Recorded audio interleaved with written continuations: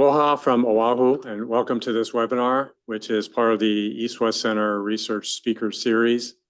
Our speaker today is Dr. Sungmin Ro, who is an Associate Professor of International Relations and Political Science at the Graduate Institute of International and Development Studies in Switzerland. She had a book published last year called Atomized Incorporation, Chinese Workers in the Aftermath of Chinese Rise, published by Cambridge University Press. Our topic today is the social status threat and gendered conflicts in South Korea. We have 1 hour total for this seminar. Dr. Ro will lecture for as long as she wants to, and then the remainder of the time will be for question and answer from both our live audience in the room and our online audience. If you're online and you want to ask a question, use the Q&A function near the bottom of your screen. Dr. Ro.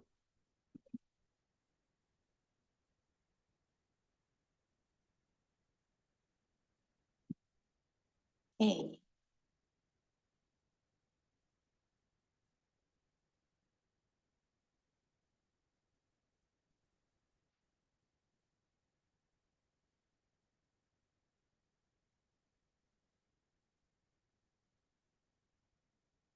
Hello, everyone. Thank you for coming to my talk today. I'm very excited to share my ongoing project with you. It's broadly a comparative work of Korea and China about what are the political and social consequences of youth unemployment.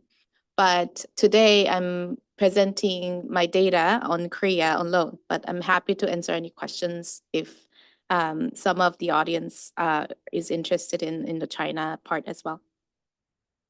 So in Korea, gender has become one of the most decisive factors in election in the recent years. So there is a new term, 이대남, which directly translates into 20-something men. And this term became an important term during the election period because this group has become a very important support base for the Conservative Party. And that is different from the previous patterns, voting patterns, because usually 20-something men and women were more supportive of the Liberal Party. But this age group have become much more politically conservative. And the core central sentiment underlying this 이대남 phenomenon is anti-feminism. And if you look at the voting results, the majority of the men voted for the Conservative Party and the majority of women voted for the Liberal Party. So there is a gender divide between these two gender groups. And the current president, the incumbent government, has run election campaigns that cater to this anti-feminist sentiment of the 20-something men, including elimination of the Ministry of Women and Family, Ministry of Gender Equality, increased punishment for false accusations of sexual harassment and violence, and elimination of some gender affirmative action policies. So in the end, these campaigns solidified younger men's support for the Conservative Party, the incumbent government, and also it led to a lot of women voters, young women voters choosing the Liberal Party. So in the end, whether it was strategically a good campaign for the party or not is up to a question. But this shows that gender, which wasn't an important political agenda before, has entered into the political agenda as one of the most substantial topics. So I'm not going to go into details about the data here, but I like to emphasize that there is very high levels of gender polarization when it comes to how younger men and women view different policies. So of course, when it comes to issues like feminism, there is great gender divide. If you look at the first graph on the top left corner, then it is the percentage of people who are agreeing with the statement that feminism is harmful to the society. And you can see that almost 75% of men believe that feminism is harmful, as opposed to a little over 20% of women, right? So there is a very big gender divide in this area.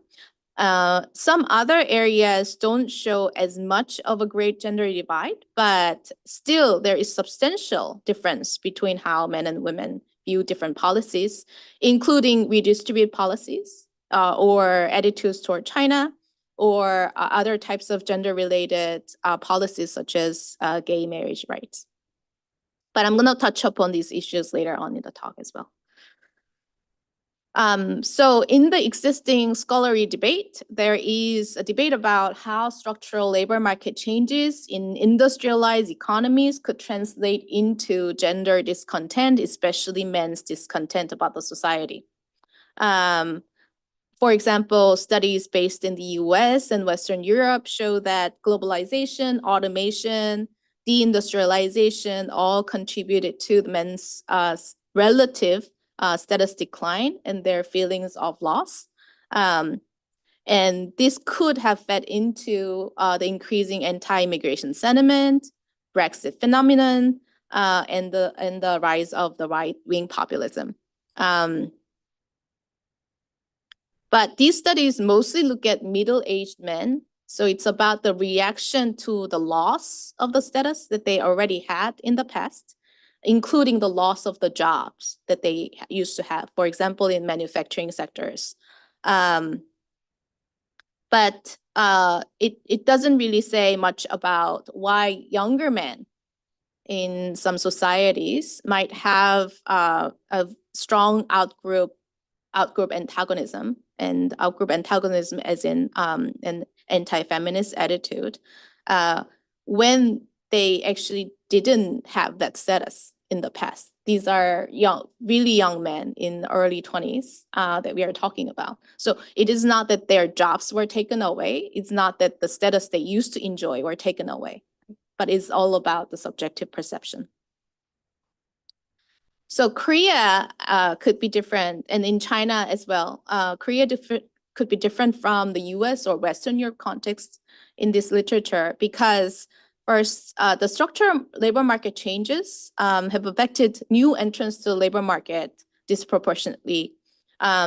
Given how the severance payment in Korea is higher relative to some other countries in the industry economies, a lot of the firms, when they had to downsize labor, they stop hiring new entrants to the market. But this has coincided with exponential growth of college graduates in the country. And you might already know Korea has a lot of interests, especially parents have a great interest in education. So college grade attendance rates increased from 27% in 1990 to 23.3% in 2022. This means that a lot of these college graduates, after completing their education, are looking for jobs that they think are suitable for college degree. But in recent years, during the last decade, the large companies started to stop hiring fresh graduates as a batch. And these companies are the most sought after jobs in South Korea. So these large scale companies in Korea, we call them 대기업, which are the companies that you've heard about, like Samsung, LG. These companies are most sought after jobs. Everybody wants to get a job in these companies or get a public service job. But the hiring practices of these companies have dramatically changed over the years. So before, it was a model of general hiring. So you hire a large number of college graduates as a batch, regardless of their field. And then you train them in different departments in the company with the expectation that they're going to stay in the company for a long time. So they're training them to be the general Samsung guy or general LG person. But now the hiring practices have changed, and they want people with a very specific training already, so that they can take on the test that they want completed right away. So this meant that a lot of the fresh college graduates cannot really find a job there before accumulating additional job experiences or training. But acquiring these additional job experiences and training also are very costly, feeding into the frustration of college graduates. And Korea also is different from, Korea could also be different from the other contexts that are looked into in the traditional literature because of the more pervasive gender norms. So it is true that these 20-something men or women were raised in a more liberal society and less patriarchal society. But at the same time, it is a stretch to argue that they were brought up in a non-patriarchal society. So these are the period of these people were born in the period where Korea's sex ratio at birth was most skewed. And it started to drop and approach the natural level now. But in the mid-1990s, the sex ratio at birth was most skewed, which means that at least their parents or the people who are determining what kind of gender they want their child to be, they had very strong patriarchal views, right? So it means that there was social environment of strong patriarchy. And then finally, Korea has strong social norms of success, which are strengthened by the hierarchical social system and also collectivism. So today I'm approaching this topic through a very small question, size of a question, which is what explains this prevalence of male resentment among young people in South Korea? Today I'm gonna mostly talk about the results from my survey data set that I fielded last year. It's a geographically representative survey of university students in South Korea. And I recently also collected another data set with a slightly different angle, but related, about online hate speech. But I love to expand more on that if there are any interests in the Q&A session. And then I also conducted some field work and semi-structured interviews with college students in various cities in Korea. So one thing that I like to talk about a little bit as a context is how Korea could be classified as the so-called hyper achievement society. So in Korea, students enter into college and then their life pretty much is around entering into a good college, right? So if you go to a good university, prestigious university, then it's considered a better life path, whether it's job or life in general. But recently, as I already talked about, the frustrations has built up because people don't really perceive a good university leading to a good job or a stable middle class life. Given that housing prices have increased exponentially and job opportunities, especially the good job opportunities that people want, have dwindled over time. The path that they thought was promised, which is if you study hard, go to a good university, then you'll get a good job, get your apartment, marry, settle down, and have a perfect life, right? That promise is not being upheld right now. So there's a lot of conversations about why younger people in Korea are talking about how unfair the society is, and there is a lot of anger. But one thing that I'm focusing also on is the anger is an externalization of these frustrations and targeting society as a culprit. But there is also very strong self-blame, and as a result of not meeting certain social standard, feeling like a loser in the society. When you're faced with a self-worth threat, then a lot of people choose to externalize that threat to others. And this has been explored in some studies in political science through the theoretical concept of ressentiment. So it is a combination of feeling like you're losing in the society, so shame, but at the same time, the shame is repressed because you feel like you're not supposed to lose in the society because of your traditional status in the society, because of your preconceived understanding of where your social status should be. You don't want to say you're a loser, right? But you feel like you're losing. And that's the repressed shame that's playing an important role, for example, in the rise of right-wing populism in US or European contexts. This could be an even bigger threat in such a hyper-achievement society like Korea. So one is, of course, whether you're getting a good job and therefore enjoying high social status. But more broadly, this could mean that jobs, marriage, where you live, are you living in Seoul, where are you owning an apartment, all these metrics contributed to your perceived social status and whether you're doing well or losing in the society.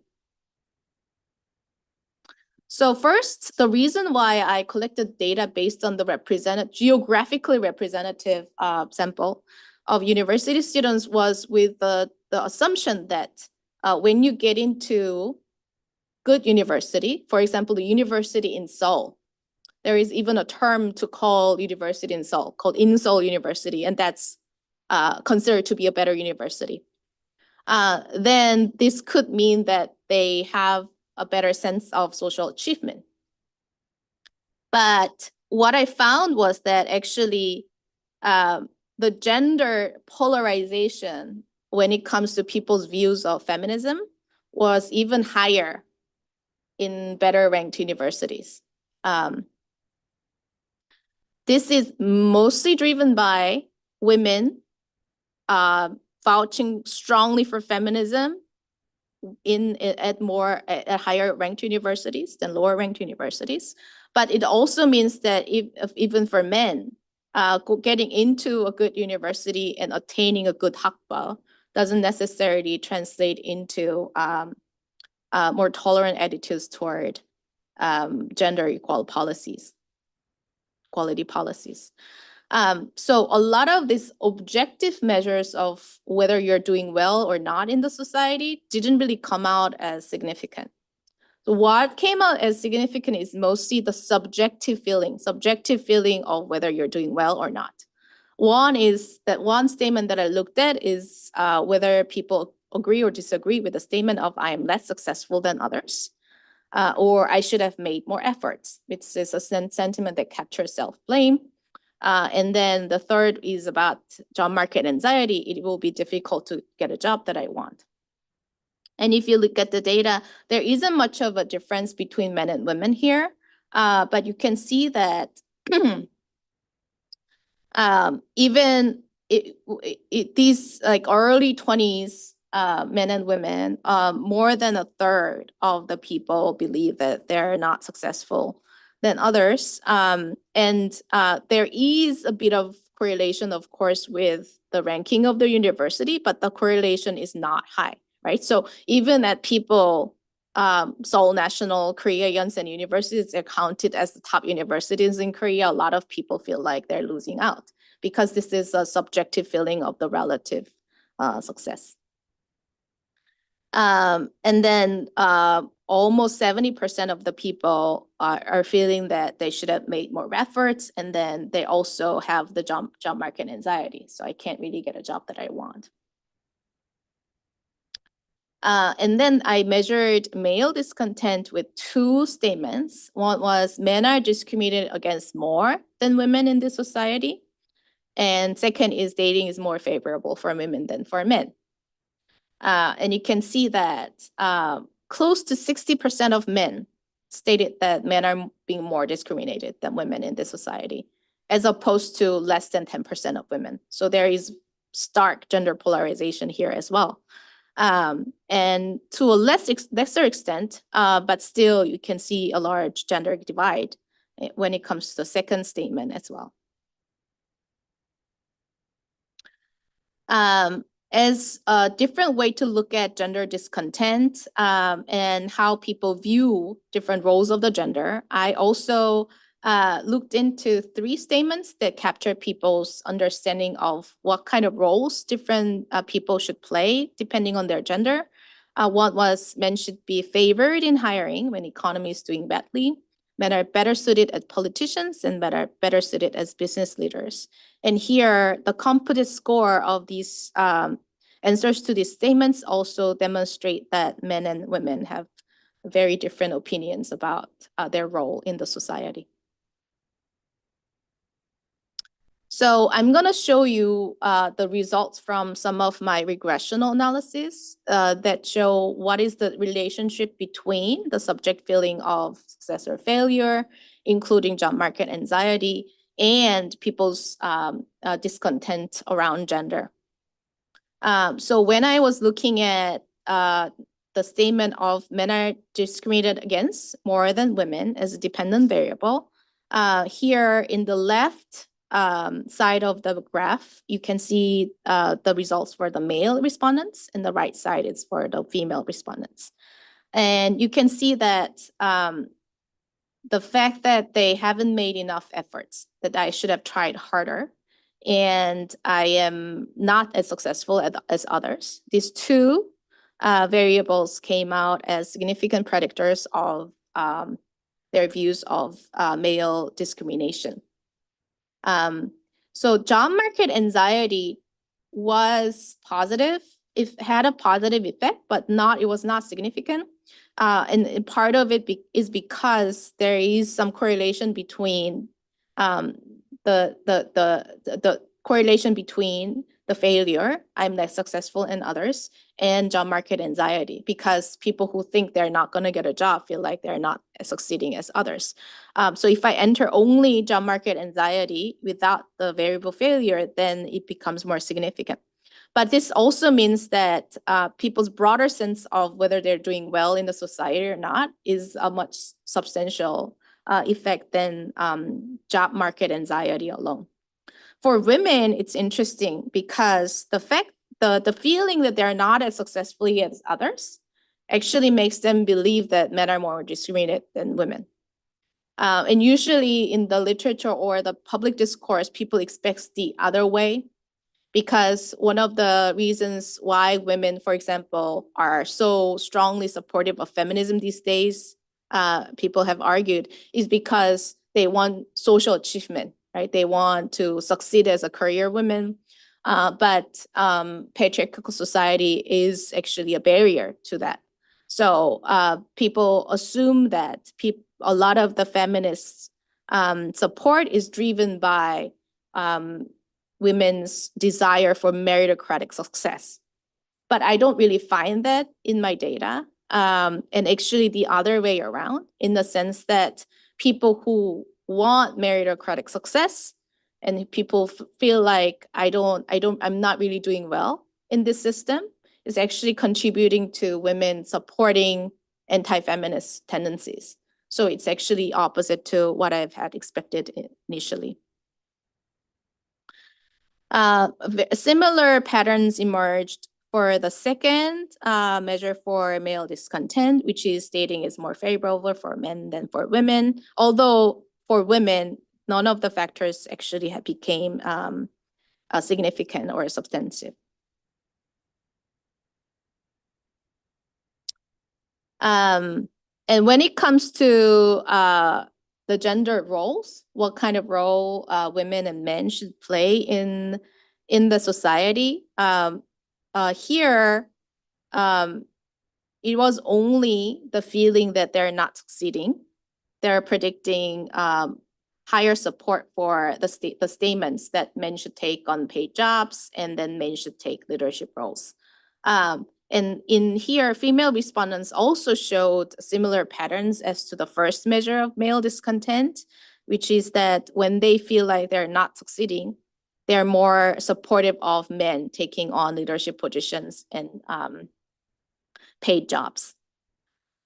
So in a way, the direction of the effect of the subjective feeling of success and failure actually was the same for men and women.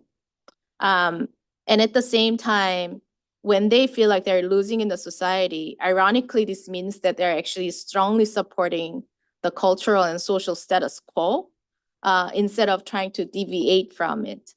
And I can talk about this a little bit more in Q&A if there's interest that ties to the other parts of my project. And these gender discontent has a broader implications for the society and politics, because it's not only about feminism or gender equality policies. I'm not going to show you the whole analysis here, but the extent to which people support, for example, anti-gay rights or their attitudes toward China, whether you should be stronger in your stance toward China or not. These attitudes were much better predicted by your gender discontent than your ideological stance, right?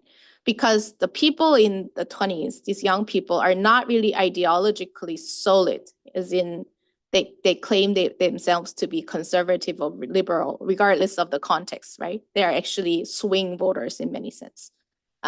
So the ideological inclination isn't that much of a strong predictor for a lot of these policy stance, but one of the strongest predictors of these policy stance is their views of whether men are being discriminated in the society. So for example, when we are looking at for men,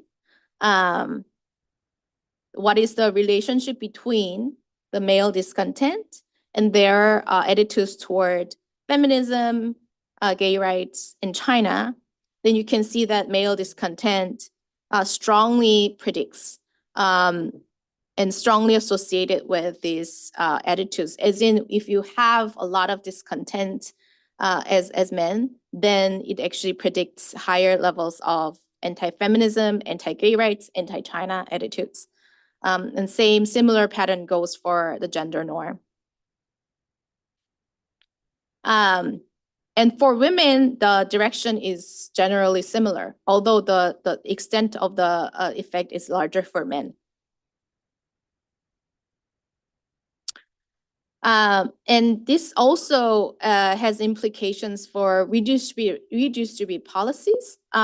So for men, there is a little bit of effect of the male discontent and gender norm on policies toward helping North Korean defectors in the society, helping low-income families, and helping the unemployed. But a lot of these policies didn't really come out significant except for the views toward North Korean defectors. Whereas for women, when they think that their own gender is being discriminated, like women are being more discriminated, then it predicted higher support for North Korean defectors and low-income families. So in other words, for women, the gender-related attitudes has a much stronger connection to redistribution, whereas for men, stronger male discontent was much strongly associated with outgroup antagonism. So the policies that are related to so-called outgroups for women is mostly about redistribution. And I can talk about why this might be the case in Q&A a little bit more. But generally, it is because of how feminism is understood in Korea, and how it's understood differently between men and women. So for men, feminism is understood as a barrier to achieving their mainstream social life, like social status life, right? So what is social success, right? When you ask men this question, then a lot of men will come back and say, good job, good place to live, and getting married, right? That looks like success. And therefore, when they face feminism, they see it as a barrier to achieving that social status for men, and at the same time for unfair reasons. And therefore, feminism is understood as a threat to their self-worth. And that way, it is also linked to other policies that are around so-called outgroups. It is about protecting your own versus the others. But for women, feminism is understood as an alternative way of life, different from the mainstream social success, right? So when you support feminism, you're actually not as strongly supportive of the life where you work really hard, earn lots of money, get an apartment, get a car, get married, and settle down. It is more of this intense competitive society. What are the alternative ways for people to live, right? And without really obsessing with the social ideals. And that is why I'm not presenting the data here, but that is why this gender discontent is strongly affecting women's views of marriage. So a lot of the people who think that the society is patriarchal and we need feminism, they're also the kind of people who oppose marriage.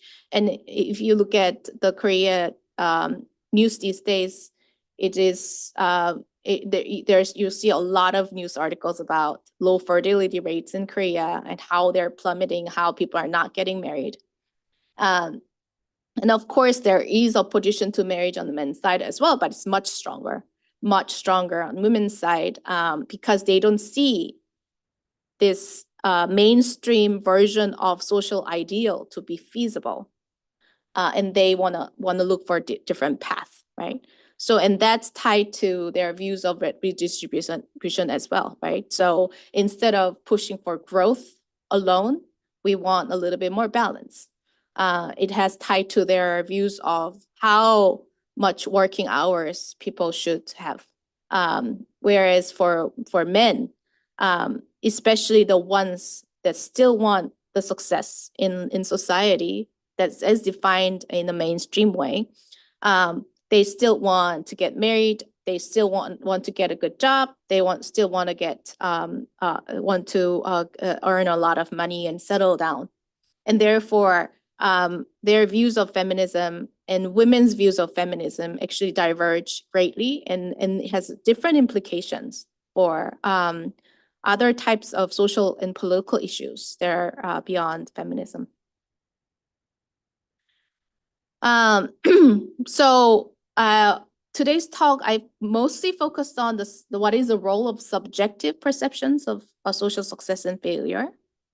And then for both men and women, the subjective feeling of failure actually leads to stronger support for the status quo, as in it should be more patriarchal. And I also talked about how this gender discontent and perception of norms have implications that go beyond feminism and gender equality policies, because it actually reveals the underlying values that different people pursue and that different people prioritize in the society. And not all women are supportive of feminism, and not all men are anti-feminists. So there are divergence within the gender group as well. But what we see is that among men, younger men, it's much more solidified block, right? When almost 78%, 58% of the people in one gender group support something, then it cuts across all these other socioeconomic variables, right? Your class, your education, parents' background, how you grew up. So it is a very interesting phenomenon, because all the understanding that we have about why people support this type of policies or oppose this type of policies usually are these basic socioeconomic variables, but none of these actually work, because we are facing the majority of the group opposing certain things, right? So even though I talked about why and how some of these variations might work out as a result of people's different levels of failure, different levels of perception of success and failure, but this doesn't also explain the full picture. The full picture is, why is there the majority of the men,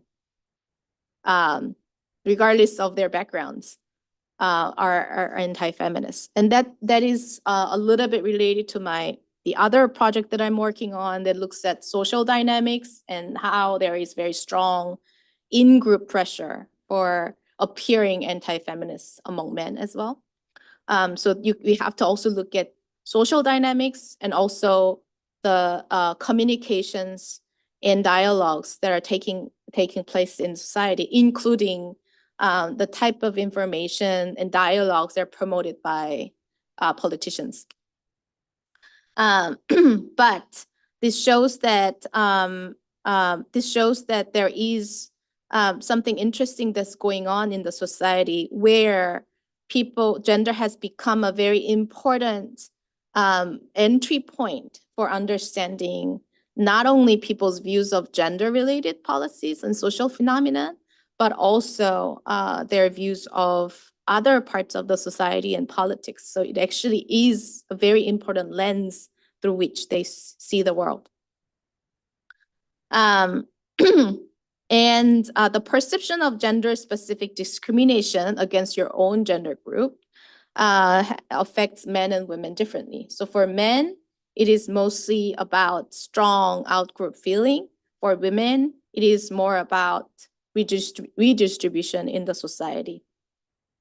And that could mean that feminism or anti-feminism or gender-related norms and policies in South Korea are understood differently depending on who you are, and also associated with different kinds of values. But of course, the study now relies on correlations, so it needs more in-depth study. That's why I've been conducting interviews with young men and women in Korea now. But I love to integrate more and deepen the analysis, and welcome your questions.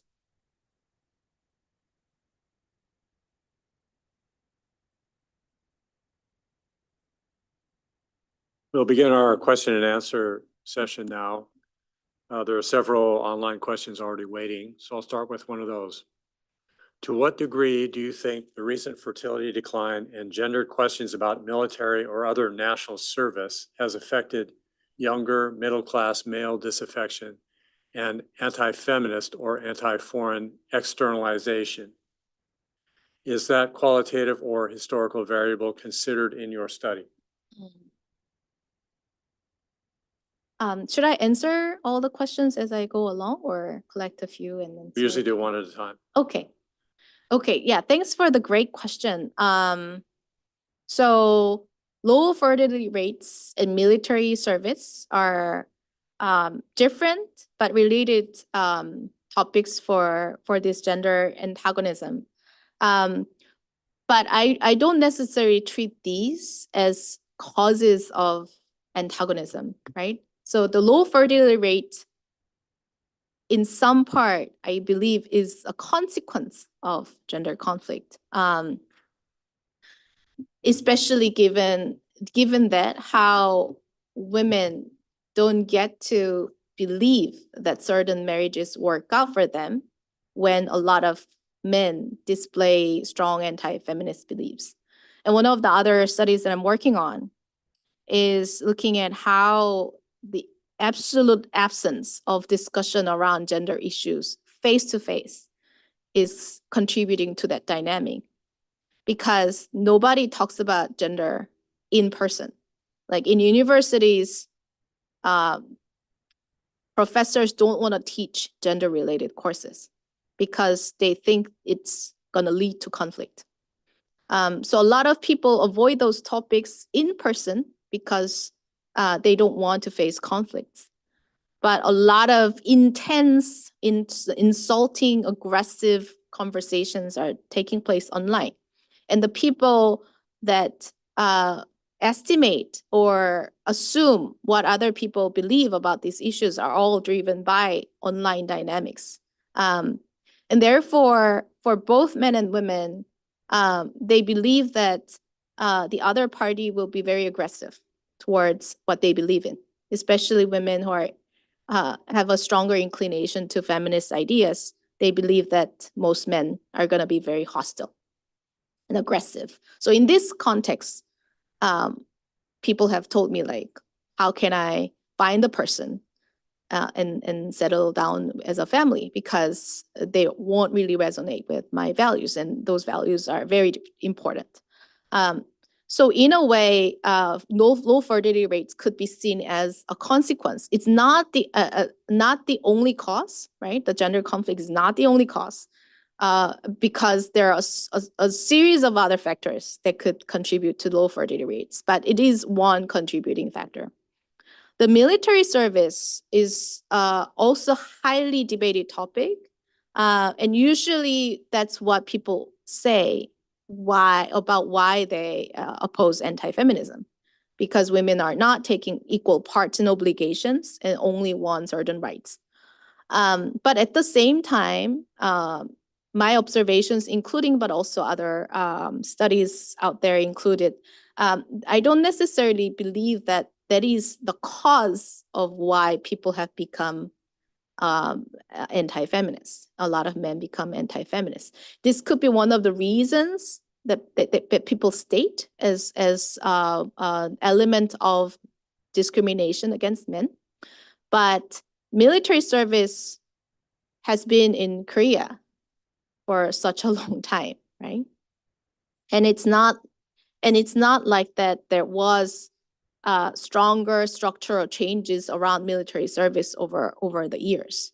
But the reason why younger men become very antagonistic towards feminism is something that's related to the dynamics of social dynamics, not necessarily the fact that there was this military service and has been this military service for a long time. So therefore, the military service and low fertility rates are all related to gendered antagonism, but I don't think that they're causes. They're manifestations of the phenomenon, but not necessarily the root cause. Live audience, any questions? I just have one, just to follow up on that. So on the demographic issue then, so 20 years from now, I'm just making up a number, won't the declining population help this issue? Because companies then will need to, like, unemployment won't be such a big issue because companies will need to find whoever they're going to need to find to fill those spots, and there'll be a smaller pool to draw from. So men and women alike would then have opportunity. So isn't the demographic decline maybe going to help this issue down the line? I mean, I cannot really say that with very strong conviction because I haven't really looked into details of this. But what I assume right now is that it's gonna get worse, because population aging in Korea, it's gonna create a lot of financial burden for the younger generation at the moment, right? So already there is discussions about how to reform the pension system so that it becomes more sustainable, right? And a lot of young people don't really have high hopes for the future. A lot of people just think that's gonna get worse. And maybe it's true, maybe not. But aging society is not gonna make the situation better. That's for sure, right?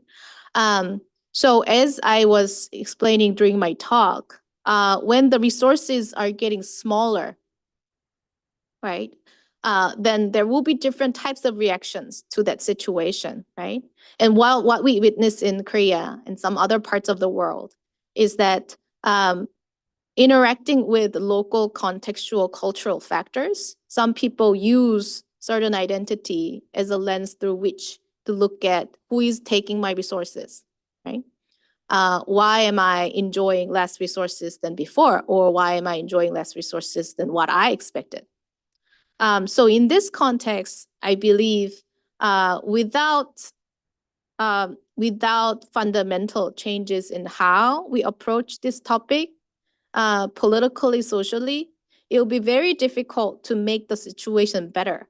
When the population is aging, everybody will be worse off financially to some extent.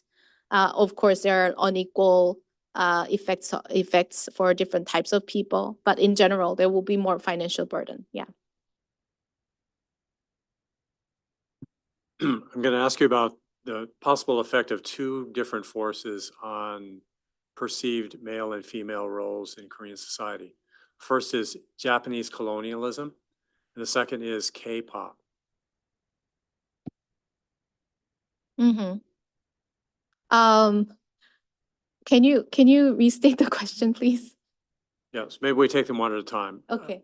Did Japanese colonialism have an effect on perceived gender roles in Korean society that persists to today? Oh, I see. I see. What would be the effect of Japanese colonialism and K-pop in perceived gender roles? Oh, that's a very interesting question. I believe Japanese colonialism and K-pop had an effect, and especially in K-pop, it's a both effect and reflection of what is going on.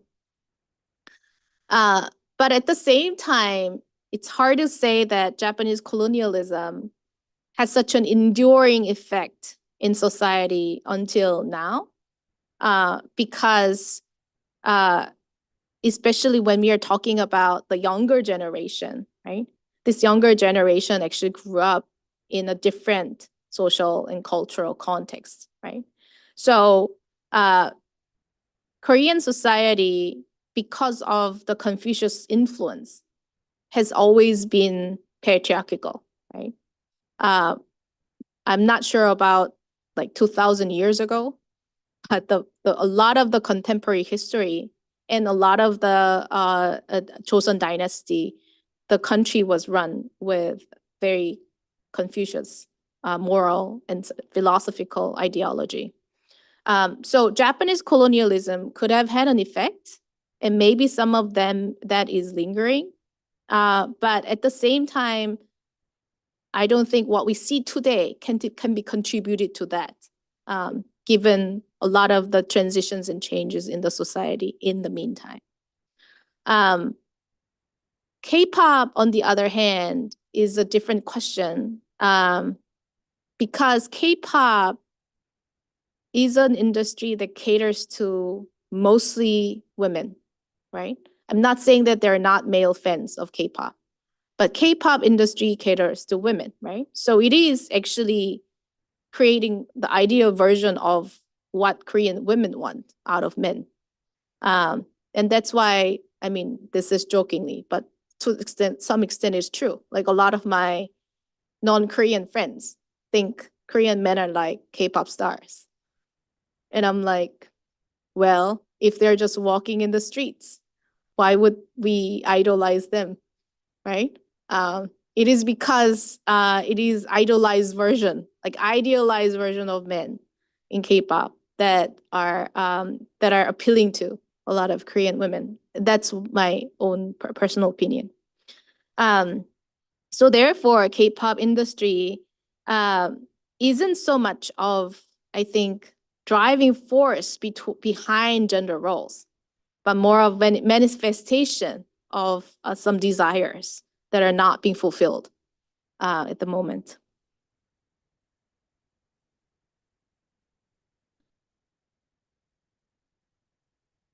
Next question. Are there any Korean films or television series that you recommend that expose these current issues of anti-feminism and or career/economic anxiety? Parasite, maybe? So one thing, I mean, the book Kim Ji-young, born in 1982, is a book like a symbolized book of feminism in Korea. It doesn't expose gender conflict so much, but it is a book that discusses how the deep-rooted sexism, patriarchy affects everyday lives of women. But this book also has become a target of attack. So to the point where if you just appear, for example, as a women celebrity, if you appear with this book, you will be targeted online and by the organized attack. So what I would like to, what is very interesting is a lot of viewers, especially outside of Korean context, read the book and don't understand why this book has become so contentious in the country. It's just like ordinary lives of women, right? But it also shows the extent of discontent and extent of backlash that's present in the country. So I I would suggest that if you're interested, you can read this book. And that, I think, would reveal a lot of things about what is going on in the country right now. Could you repeat the title, please? Kim Ji-young, born in 1982. Are the issues you discussed today causing mental health problems or even suicide in Korean society? Oh, definitely. I believe so. So Korea also has run into the issues of isolated youth, isolated people, increase in mental illness and suicide rates among younger people. So what I look into in my research, although today I mostly presented on this gender angle, what I'm broadly interested in is when the society doesn't really catch up with the changing realities, as in the kind of jobs, the kind of life, the kind of middle class status people usually expected and gained for the most part are no longer possible, but still the social norms about achieving those are strong and sustained, right? Then it automatically means that like 85% of the people are classified as losing, because that small window of success is getting smaller and smaller over time, right? So when people don't really get out of this equilibrium, then inevitably a lot of younger people will feel left out, unable to live a content life, right? And one of the reactions is increasing suicide rates and also increase in mental illnesses. This is a grim picture, but at the same time, the direction of my research is also to explore how people resist in different ways, right? So it's not only through this gendered voting or gendered conflict, or it is not only through just exiting from the society, but also a lot of young people are coming up with alternative ways of living. That's what I'm also exploring in both Korean and Chinese contexts. So it is not to say that because of this very difficult situation, all of the people are either choosing to hide in and then suffer from mental illness or go out and attack other people, right? A lot of the people also explore alternative ways of living. And actually, it's actually a moment where the society are posing some serious questions about what are the values that are being prioritized in the society and whether that's healthy and sustainable. You're arguing that discontent is the basic cause, and two of the manifestations of that include anti-feminism and anti-China feelings. Would you also predict that this discontent might lead to anti-democracy feelings and anti-immigrant sentiment? So for anti-immigration, I don't really find strong link right now because immigration in Korean society is not as a salient issue as in US or Western Europe. But of course, I believe that it could lead to anti-immigration issue when immigration issues become much more salient and debated. Already there are some signs of that. And some of this discontent is also racist and based on certain ethnicities like Muslims. So those are some alarms that we have to watch out. At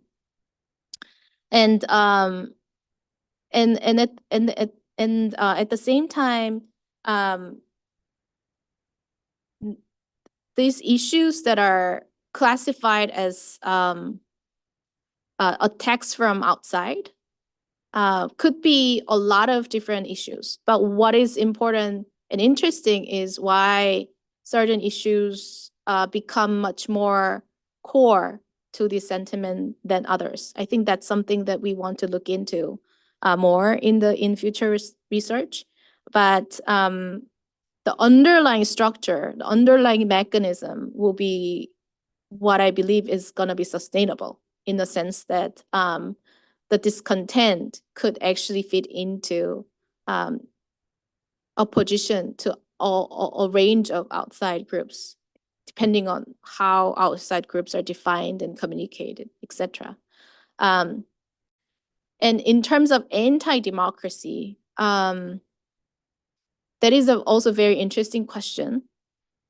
One thing, which is a very small slice of it, one thing that I find in my research is actually people don't believe, have become not willing to believe in democratic dialogue, right? So people, because the modes of communication today's world around these highly debatable topics are not conversations. Those are mostly attack and defense. So which means that, like, on campus, like, campus is the place for safe discussions around these topics. I mean, that's what a lot of people would assume. But even on campus, I don't really see that. And there is growing reluctance to disclose your own views about these issues. So whether that means anti-democracy in the end or not, I don't think I can give that verdict right now. But what I like to emphasize is we'd like to think about how the society as a whole promotes certain types of communication and dialogues, which are really central features of democracy. This will have to be the final question. How is it that young men in Korea feel discriminated against in the job market when there is such a wage gap favoring men? That's also a good question. So it is true that there is a huge wage gap between men and women. It's not entirely driven by women getting married and exiting the labor market. Even if we compare unmarried single population and workers, you see a huge wage gap, and mostly driven by women not being promoted, given the same years of experience and the credentials. But at the same time, in terms of employment rates in early 20s, men used to surpass women by far. But now, in some years, women's employment rates are higher than men. So early 20 men in Korea is probably only group whose employment rates have not really increased over the years. Because of changing hiring practices, because of changing norms around hiring. So it doesn't mean that they lost in the employment market, but they didn't really gain much. And it is in part the source of discontent as well, right? But of course, if you go deeper into the picture, it's much more complicated, because a lot of the jobs that women take as fresh graduates of colleges are, like, a large percentage of them are care jobs. And care jobs, even though it is one of the most fast expanding sectors in any industrialized country these days, the care jobs conditions are precarious and their wages tend to be lower than other types of jobs, right? So this means that employment rate rise, it is true that men haven't really, early 20s, men haven't really gained. But at the same time, we also want to look at what are the jobs that are being created that are taken by different types of people, and what that means for long-term sustainability and long-term growth of those jobs. Yeah.